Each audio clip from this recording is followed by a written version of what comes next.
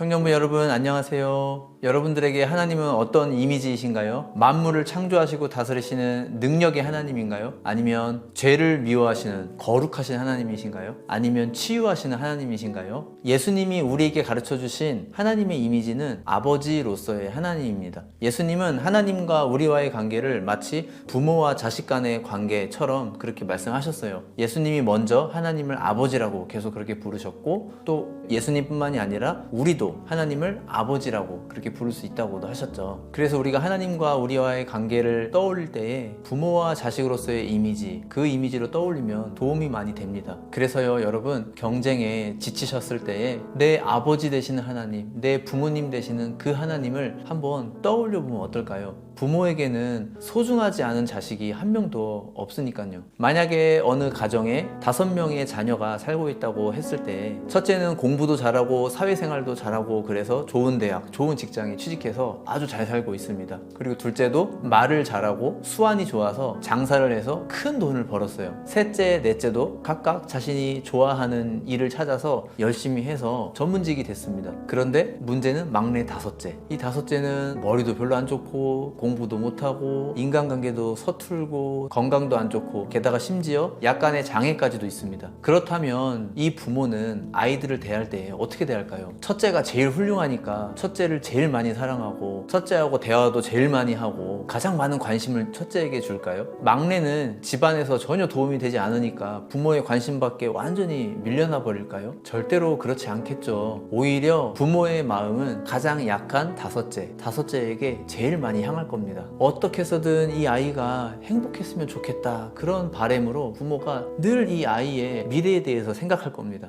이제 자식들 사이에서는 서로 뭐 내가 잘났네, 네가 잘났네 그렇게 평가하고 서열 나누고 그럴 수 있겠죠. 하지만 부모의 눈에는 전혀 다른 세상인 겁니다. 다 귀한 자식들이에요. 오히려 가장 연약한 자녀에게 부모의 마음이 더 쓰일 겁니다. 마음이 더 가면 더 갔지 덜 가지는 않을 겁니다. 그게 부모의 마음이라는 것이죠. 이사야 49장 15절에 보면요, 여인이 어찌 그 젖 먹는 자식을 잊겠으며 자기 태에서 난 아들을 긍휼히 여기지 않겠느냐. 그들은 혹시 잊을지라도 나는 너를 잊지 아니할 것이라, 이렇게 말씀합니다. 또 누가복음 15장 20절에 보면요, 이에 일어나서 아버지께로 돌아가니라. 아직도 거리가 먼데 아버지가 그를 보고 측은히 여겨 달려가 목을 안고 입을 맞추니, 이렇게 기록합니다. 여러분, 이 구약과 신약 두 말씀의 공통점이 뭐냐면, 자식이 아무리 못났고 부모 속을 썩일지언정 부모의 마음은 그 자식을 끝까지 내쳐버릴 수 없다, 이겁니다. 하나님이 우리를 그렇게 보신다라는 얘기예요. 범죄하는 유다민족을 향해서 너희는 내가 사랑하는 내 자녀들인데 여인이 어찌 그 젖 먹는 자식을 잊겠느냐. 혹 잊을지라도 난 절대로 너희를 잊을 수가 없다, 이 얘기잖아요. 또 아버지 속을 잔뜩 썩인 탕자가 돌아왔을 때에 저 멀리서 먼저 아버지가 알아보고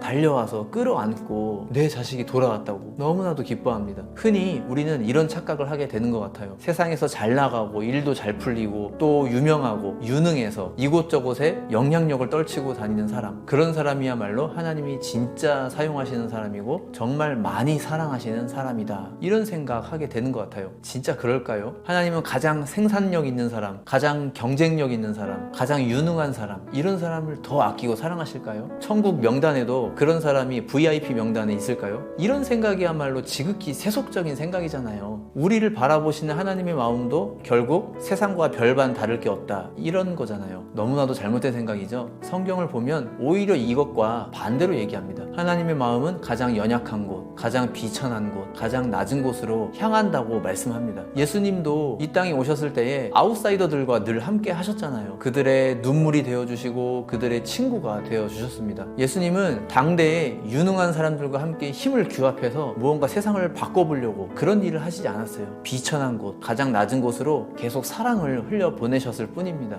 느리고 바보 같아 보이는 방식이죠. 그런데 그게 천국의 방식이고 그게 하나님이 우리를 사랑하시는 방식입니다. 하나님의 사랑을 얻기 원한다면 우리가 하나님 앞에 유능한 사람이 되려고 하기보다는 우리가 하나님 앞에 사랑을 구할 수밖에 없는 비천한 사람이라는 것을 시인해야 합니다. 그러니 여러분, 때로는 내가 경쟁에서 밀려나고 세상 세상에서 비교당하고 너무나도 연약한 것 같고 못난 것 같고 찌질해 보이고 그렇게 형편없다고 느껴질 때에 가장 낮은 곳으로 향하시는 하나님 아버지의 마음, 약한 자녀에게 더 마음을 쓰는 부모와 같은 그 마음, 그 사랑을 잠잠히 묵상해 보시기 바랍니다. 하나님께서는요, 우리가 스스로 비천하다고 여길 때에, 연약하다고 여기고 엎드려서 울 때에 그때 우리에게 더 많은 관심과 사랑을 흘려보내 주십니다. 이것을 꼭 기억하시고 위로와 힘을 얻으시기를 소망합니다. 청년을 위한 5분 메시지 여기서 마치도록 하겠습니다. 감사합니다.